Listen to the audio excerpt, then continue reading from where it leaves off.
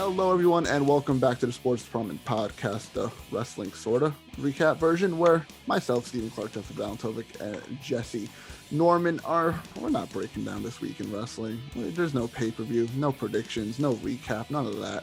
Fun things. We're talking about something a little somber in the wrestling world today. A little bit of breaking news still. By the time this goes up, probably still will be some people buzzing about it. But on today, Wednesday, June 2nd, 2021, WWE announced a lot of big names that they released from their company. A lot of shockers. We're going to dive into all those names and what they meant to the company and what they will do probably from here on out. And a little bit of a rumor going on about Vince McMahon we'll touch on too. But before we get into all of that stuff, fellas, how you doing tonight? Good. We got some NBA basketball. The first round's wrapping up, so Jesse's got to get on out of here as fast as possible. Root for his favorite New York team, and got the Wizards also. So my New York team already won.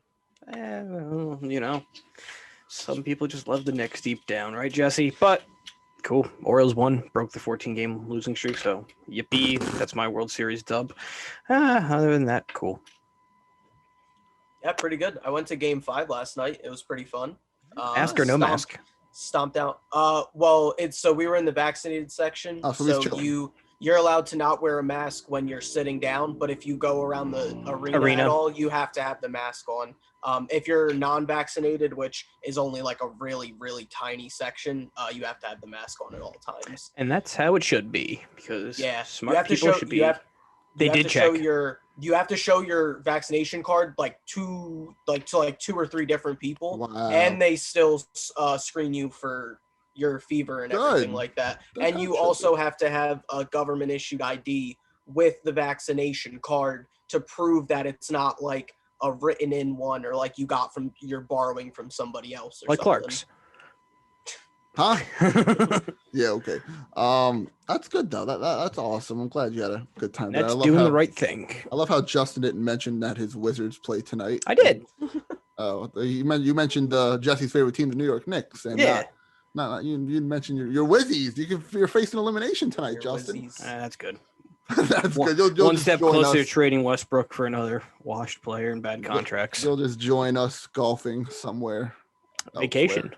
Vacation, you know how it is. But we're here to talk about some wrestling, and in particular, like I said, the firings today are very, very shocking. This came around late morning, early afternoon today. Just a bunch of names that were a shocker, and I didn't, and never in a million years would I expect a couple of these names to be on this list. Let's just get right into it. We're gonna go from, I don't want to say least important, but least shocking to least significant. The one we assumed was coming eventually. I guess until till the ones that shocked us all. If by now you don't know, you'll find out now. So first one, not much to talk about here. NXT superstar Santana Garrett. She appeared a couple times on TV. Interestingly enough, she was brought up at the Rumble, and she actually was waiting for them to work her into storylines. She wasn't on NXT anymore. She was literally she was on the main roster, but hadn't made her debut. And they just released her without debuting her. I thought that was really weird. That is weird. I guess they had, like you said, Jesse, I guess they had something, but. And then they didn't. Well, they had something for somebody else. We'll get down the line. That's a little close and personal to you, but I guess they scratched that too. I had nothing to say about Santana. Just best. Not gonna lie, no idea who she was. So kind of in the Rumble. She had a match with Mercedes Martinez at Great American Bash or week before or something. Doesn't really mean anything to me then. Wow, that's rude. She's lost. Justin. Yeah. Wow, Justin. Imagine if I just came to you at the Parkway and said, "You're fired, buddy. Get out of here." And then somebody on a podcast, somebody said, "I don't know who that guy is. I don't care about him." And I can milk the system like you do, Jesse.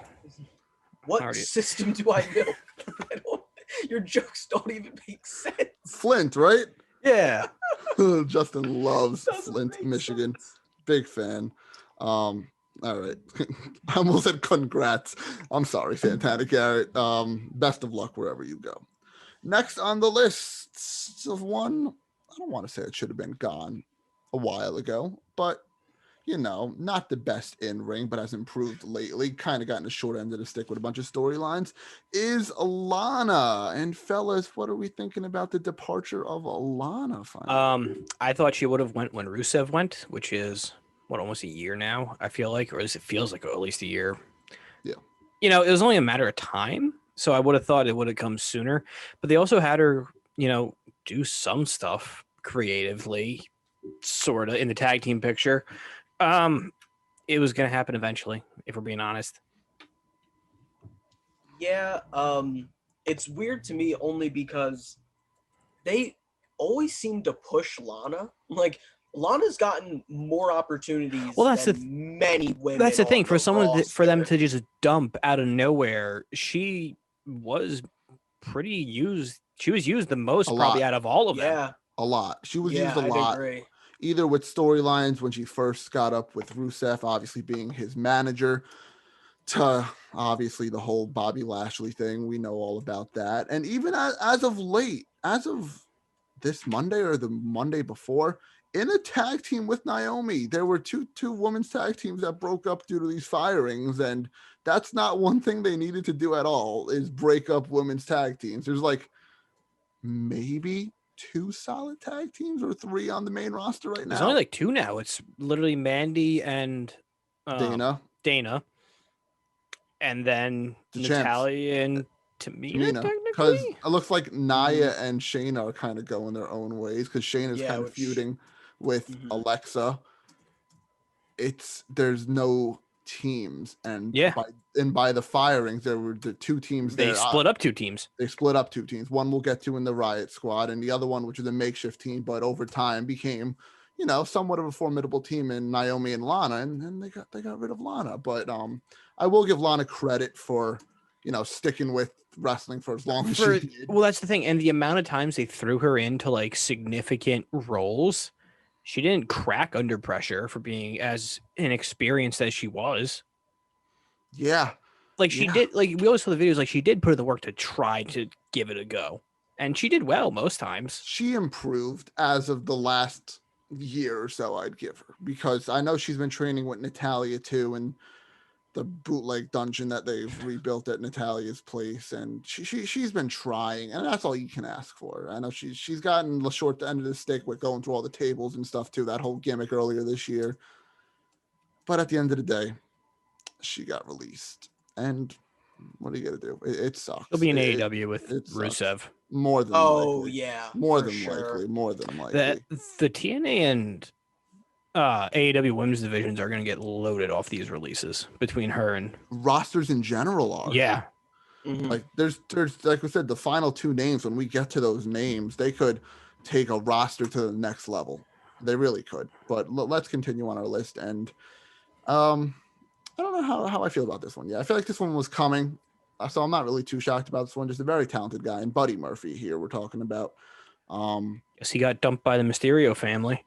Lee must have broke up with him then, and after that, I forgot that was a thing. Wow, and another guy. If you think, why do you think he got cut then? Yeah, but this is another guy. If you think about it, again, decent NXT career. Held the tag team championships with Wesley Blake and Alexa Bliss in that whole stable. Runs the cruiserweight division for a long time and does really, really well with the whole cruiserweight thing. Then gets drafted to SmackDown, does really nothing, becomes Rollins' little buddy, and then kind of fades away. So, again, like it's these guys, basically all of them, that at one time or another have just faded away. And I don't know. What do you guys think? They just faded to black and then bye. Pun intended. No, it's just like all these releases, if we're being quite honest, it's just an indictment of how creatively stagnant and stale WWE is, considering they literally did nothing with most of these guys. And correct me if I'm wrong, but majority of these people were from Raw, even though Black was Black on Raw or SmackDown? Black was SmackDown. He wasn't on anything. For the most part, yeah. Black was SmackDown, Ruby was SmackDown, Buddy was SmackDown. Okay, never mind. Santana, NXT / main roster, Lana and Strowman are Raw. Okay, so, but still, like, Raw is the flag bearer for no creativity. So this is just kind of like the cherry on top for all of that. Well, and Raw, I mean, something that came out today too, Raw on Monday got its lowest rated show ever. They only had an average of 1.4 million. You know, in the Attitude Era days, that was around 6 million. Well, that's when wrestling was like cool to watch. Yeah, well, even in the dying days of 2011 through 13, they were still well over 2, 3.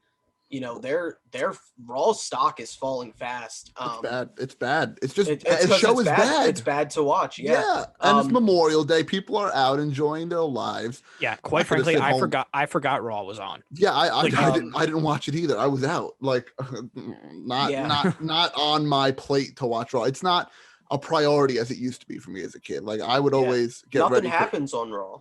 It's more just background if I have the Orioles on one TV and like I flip between commercials of like what other baseball game I'm watching on regular TV at this point. Yeah. With Murphy, obviously really good worker. He really ran with the best kept secret gimmick, ran the cruiserweight division, had some really, really good matches.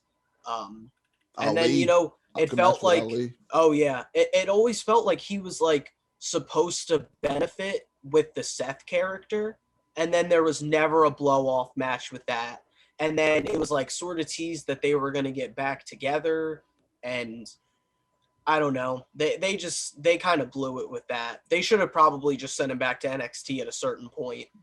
But that's a guy that if he goes to Impact or he goes to AEW, that is a definite mid-carder who can put on pay-per-view matches. I don't think there's a discussion to be had there. He can. Definitely a mid-carder in AEW. But honestly, if he goes to Impact, dude can be at the top of the card. He should be. He should win the X Division championship in like his first match. Like right away.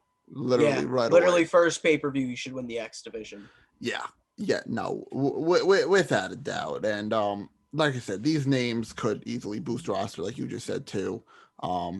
It's sad to see him go, but hopefully better things. And let's get into a real shocker. Just on Friday Night SmackDown last week in a tag team match, they lost, but what are you gonna do?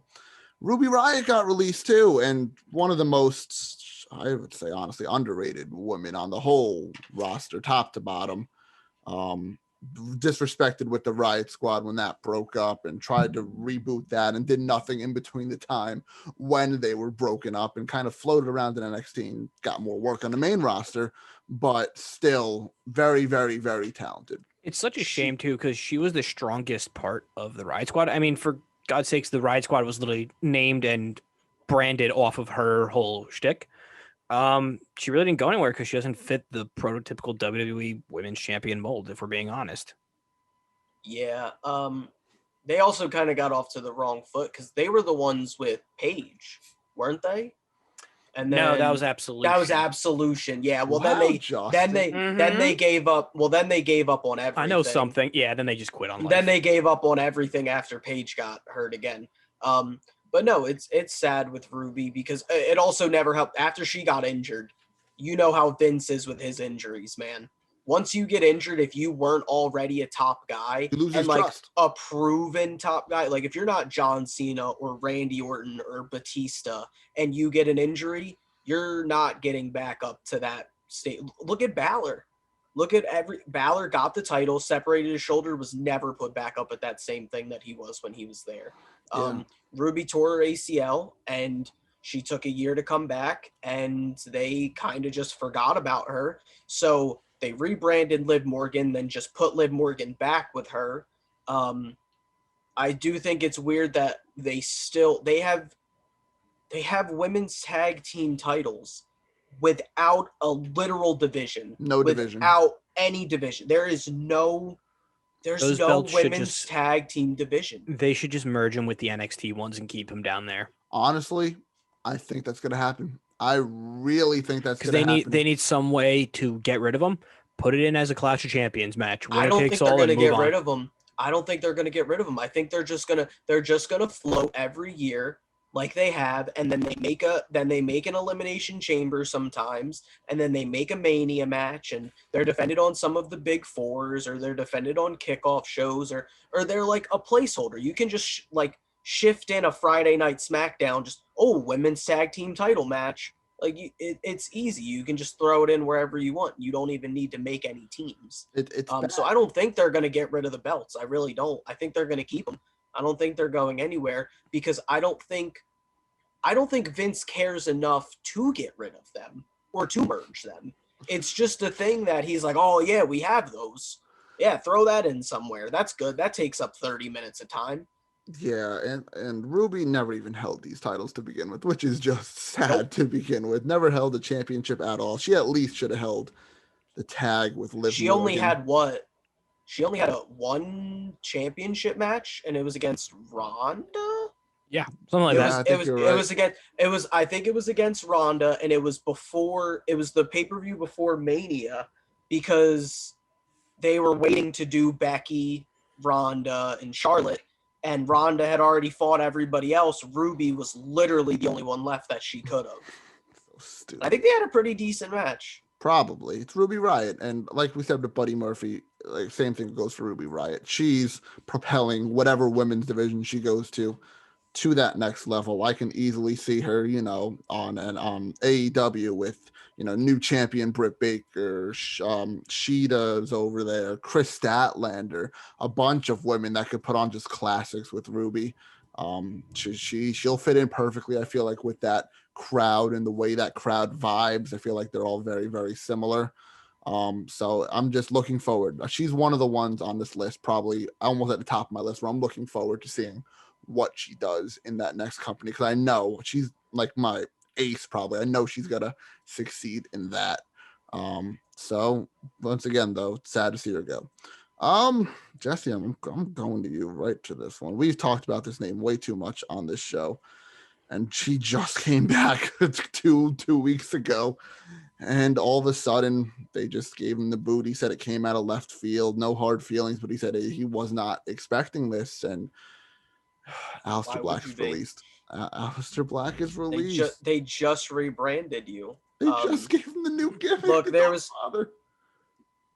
was a clear disconnect where I think WWE and the main roster creative team always wanted to do something with Aleister Black. They were always kind of intrigued by him, but at the end of the day, they didn't know what to do. It wasn't like NXT where they, developed a character with him. It seemed like he was always doing the heavy lifting on his character, and they just didn't really know where to put him. The weirdest thing to me is his. Are they married? Him and Zelina Vega? Yes, they are. They're married, right? Okay. Yeah, he went on her Twitch to talk and everything like that. I think it's interesting that she was released. He pretty much asked for his release or to go to NXT. They told him no, and then now, all these months later, they just released him. It was just it feels like they just try to jerk him around almost. Yeah, just kind of waste time. And the rumor as of late too, I don't think we really touched on this on this show, is that Zelina was seen back at the Performance Center. I think because they were rumored that she was going to get signed back. Now, do you think any of these releases, because we'll get into Strowman also after this, do you think any of these are timed enough because it's right after Double or Nothing, which was AEW, which is turning into their big pay-per-view? You mean they waited till after? They did it till after. So then it buys time until AEW's next pay-per-view, whenever that is, because when they get cut, they get the 90 days then, right? 90 or 60, I think. I think it might be 60. But still, I thought if you were released, though, I think sometimes if you get released, it's if your contract just ends, you're a free agent. Release is when they have the non-compete. I thought Black's was it just ran out. I could be wrong. Continue. I think Black was towards the end of his contract, so you might be right with that. So you might be seeing him sooner than later. Mm-hmm.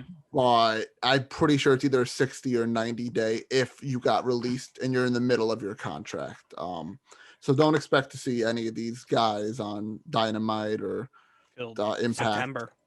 Yeah, which I think they have another one planned, more pay-per-views planned in St. Louis or stuff. I remember seeing the commercials during Double or Nothing, but man, Aleister Black just got extremely disrespected his whole time on the main roster. They did nothing with him. They Literally, literally did nothing. He was the Rey Mysterio morality police for a while. Lost an eye, came back, got cut.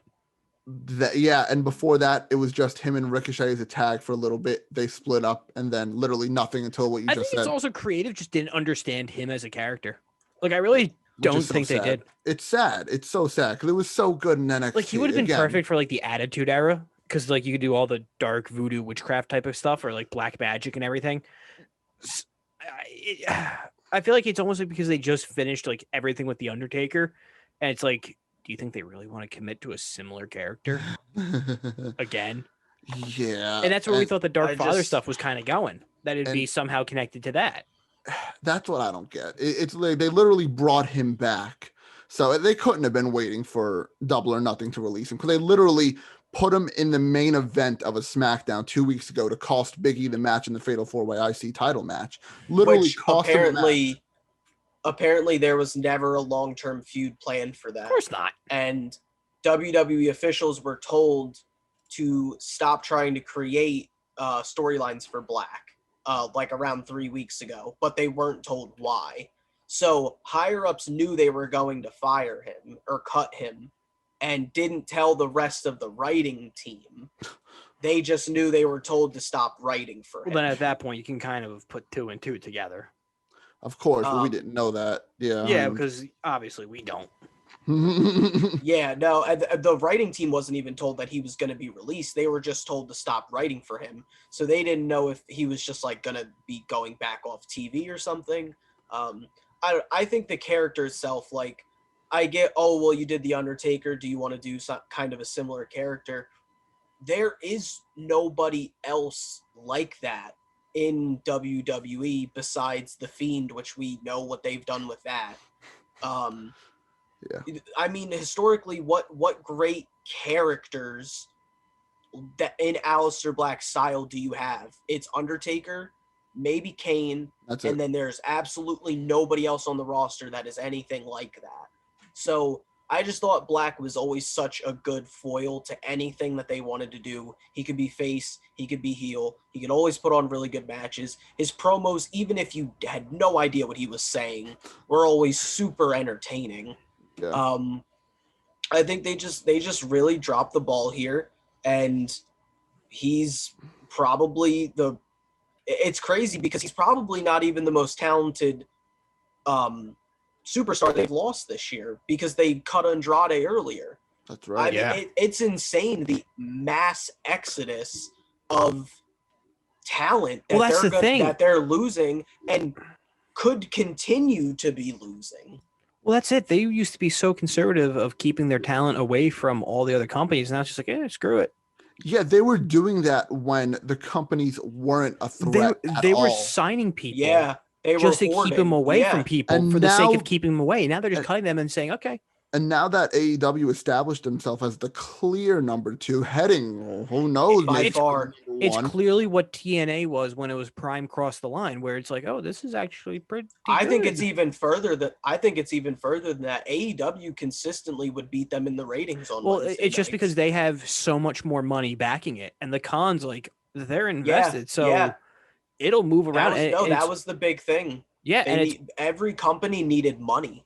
Well, that's the main thing. It also has a far better TV contract with TNT than like Spike ever was. Like, no one watched Spike. No.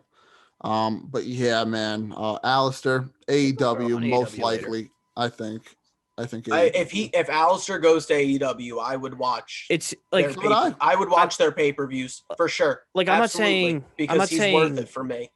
TNA's bad, but like, he's above them.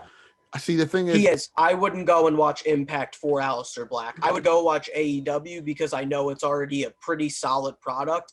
He would push them to an upper card for me. Definitely. Because he offers so much and so many storylines and so many options that I don't think he would be, but he would absolutely walk into the main event and should be one of the top people for, the belt and everything. He should be. No, like I said, he should be the new leader of the Dark Order or something around that version if they do another version of it. There you go. I That think that would be great. that would be fantastic. It's right in front of them. So I think AEW is the best spot, but if he does go to Impact, he'll automatically top of the card. Even if he goes to AEW, automatically top of the card, like we just said. But let's see what happens with Aleister.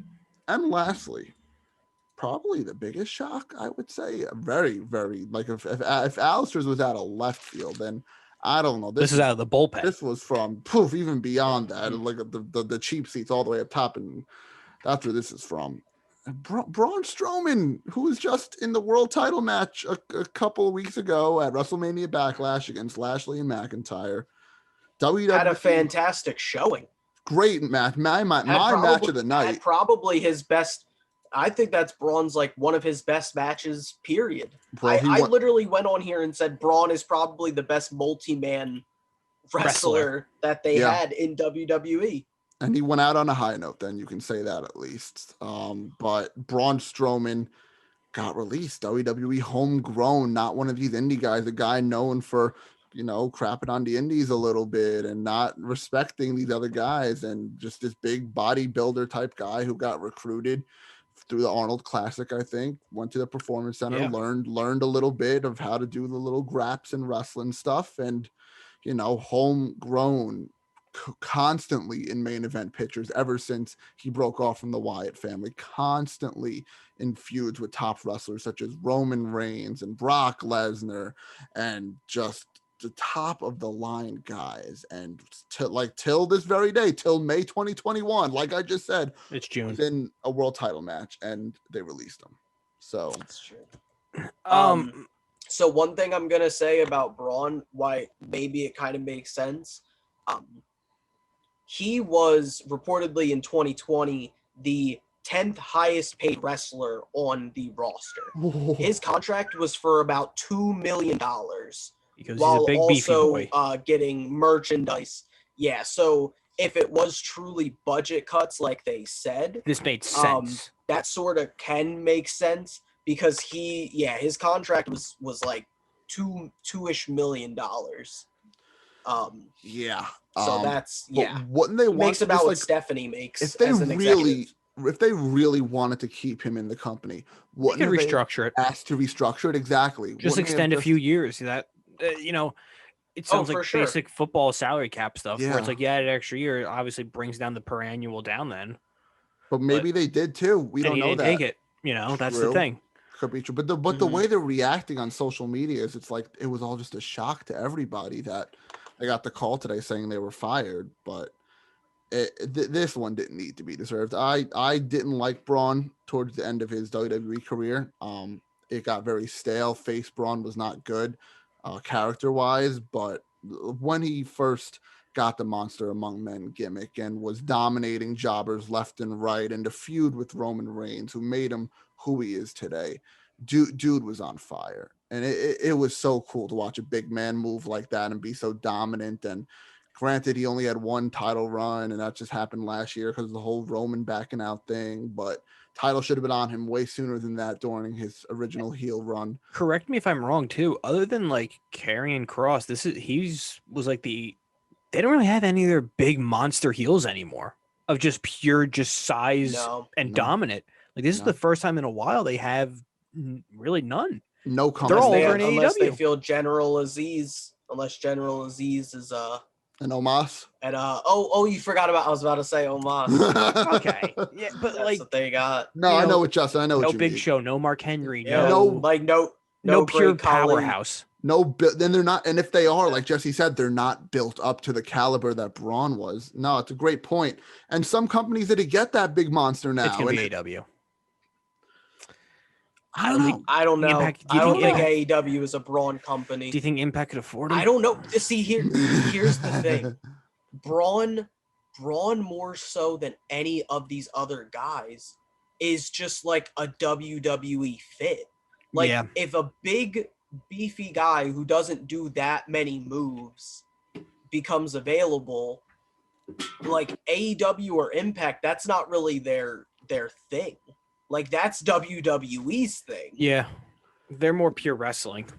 I would So put my I don't money. know. Honestly, maybe New Japan would probably be best for him. Yikes. I think they would build around him the best. If New Japan's New in the Japan- agreement with WWE, I mean, it all works out at the end. But I can see Impact, honestly. I don't know. I really don't know. That's an awesome name to have for Impact, to have him.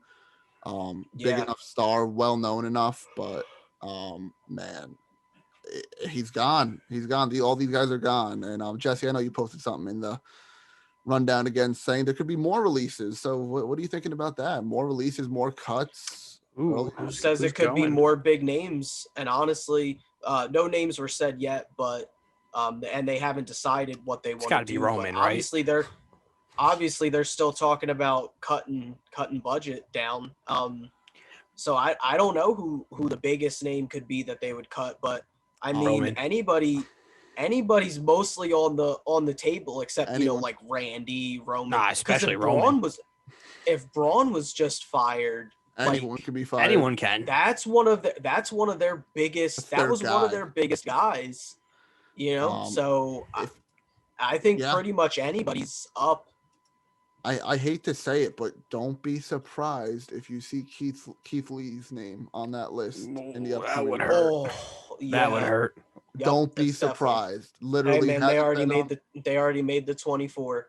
That's all they wanted. They got you got the documentary. Because that's a dude who hasn't been on television. I don't know if it's injury. He hasn't really said why he hasn't. Probably not injury anymore. COVID. Probably because they have no plans for him to come back.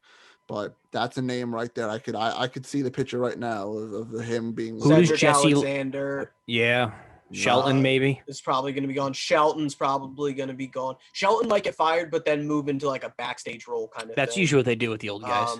Yeah. Yeah, I think there's going to be more cuts. I do. I don't know exactly who. Dolph's been around a while. I wouldn't be surprised if. I'd see Bobby Roode before him. Dolph has a decent sized contract. There you go. Oh, why not both? Nah, Dolph is too much of a good soldier. But we also saw that with. So was Braun. Yeah, true. Braun was he was Vince's guy. Yeah. Yeah. At the end of the day, it's honestly depending on his contract. Don't be surprised. Maybe Zayn or Owens. I wouldn't be surprised. I would love to see either one of them in AEW. Oh my single-handedly god! Pay for cable. I think we're gonna see. I think we're gonna see multiple guys who were consistently on TV by the time we maybe hit August that are gonna be probably released because there's a lot of speculation. And I'll introduce this. We only have a couple minutes. Vince possibly selling the company. Yeah. Whoa. Does it happen? Are we? I think just more stock. See, here's the thing about Vince is while Vince ran this wrestling company, and I do think he loves it, and I think he loves wrestling. He's also.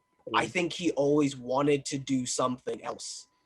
I think that's why he wanted the XFL so bad. Time's running out, Vince. So if you want to do something else, man. I really think run for politics. Vince always wanted to do something more. Well, Vince has already burned $100 million in the Linda McMahon Senate campaign that literally didn't have a chance. Burned it. $100 million. Run it back. No. Run it back again to lose by a 67% margin again. Just imagine if Tony Khan buys the company. Oh, that would be awesome. And just merges everyone. Oh. Shad's on. Not like they don't have the money. Shad Khan's over on AEW, and then Tony pops up on WWE. That'd be awesome. How much would WWE sell for? Hypothetically, right? Take out. Well, Peacock already owns its library, right? They have the library. I mean, that could have been an early selling point. Sell off the library. Maybe that's really all that matters. Sell off the library and then continue to move forward and sell more. Yeah. How much you're saying? How much do you think it would go for the company? Is that what billions. How much going to? Well, how much billion. How much did Peacock buy the library for? I'll look that up real quick. How much was that a contract, or did they just buy the library? I want to say I thought they bought the library. I think they bought the library too. So WWE is currently estimated at a net value of $6 billion. Yeah. Interesting. So you would have to sell that at probably like 4. minimum, I would say 4 times value. So Wow. I would say value, because you're buying out the contracts, you're buying out probably all the the IP, TV deals, all the merchandise. Oh, Mhm. you're buying all of that. So you would probably, I think minimum you would have to sell that for 10 billion, 15 Oof. billion. I can't even count that high. So No. that's big boy numbers. But we'll get there when that happens. It's just a rumor now, but it is, all fingers are kind of starting to point to that direction, that Vince is going to be stepping down and selling it. I don't know. Maybe either Paul Levesque buys it, who knows, or if someone else. He don't have that money. Hey man, Family discount. maybe he can borrow some from his wife, go on his wife's purse and steal a couple dollars. But that does it for this episode for now. A somber, firing, you're fired episode of WWE News. So thank you guys for listening to this episode. We appreciate it. Joe and Steve appreciate it. Follow us on our social medias on Facebook, Twitter, Instagram, and TikTok at Sports Depth Pod. That's Sports DEPT Pod. Subscribe on YouTube, Apple Podcasts, and Spotify. We're banging out a football episode. Oh, I mean, the football episode's getting uploaded. It's up. Yeah, Wow. by the time this is up. Yeah, you're right. That's up. Football episode's up. We're recording our first round thoughts on the NBA playoffs, along with a couple second round predictions for that. Steve might get together an NHL episode, and baseball's on its way too. So stay tuned to all that fun stuff, and we'll see you in the next episode.